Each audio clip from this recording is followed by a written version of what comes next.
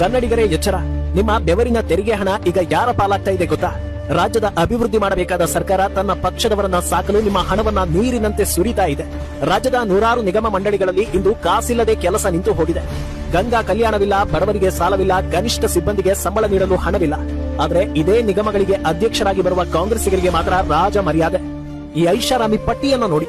ತಿಂಗಳಿಗೆ ಸಂಬಳ 50,000 ರು, ತಿಂಗಳಿಗೆ ಬರೋಬ್ಬರಿ 80,000 ರು ಮನೆ ಬಾಡಿಗೆ ಭತ್ಯೆ, ತಿಂಗಳಿಗೆ 1000 ಲೀಟರ್ ಇಂಧನ ಅಂದ್ರೆ ಸುಮಾರು 1 ಲಕ್ಷ ರೂಪಾಯಿ ಪೆಟ್ರೋಲ್ ಡೀಸೆಲ್ ಉಚಿತ, ದಿನ ಭತ್ಯೆ.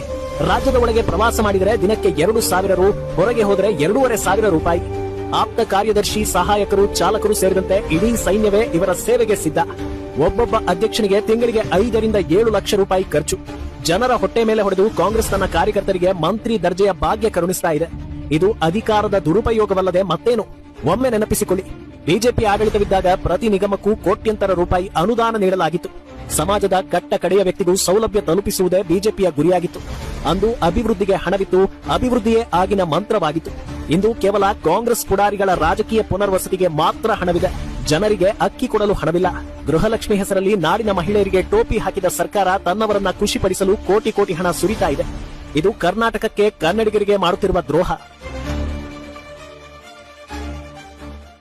ನಮ್ ಎಂಜಲು ನಮ್ ಉಚ್ಚೆ ಕುಡ್ದು ನಮ್ ಹೇಳ್ತಿಂದು ಬದುಕುದ್ ನನ್ನ ಮಕ್ಕಳು ನೀವು.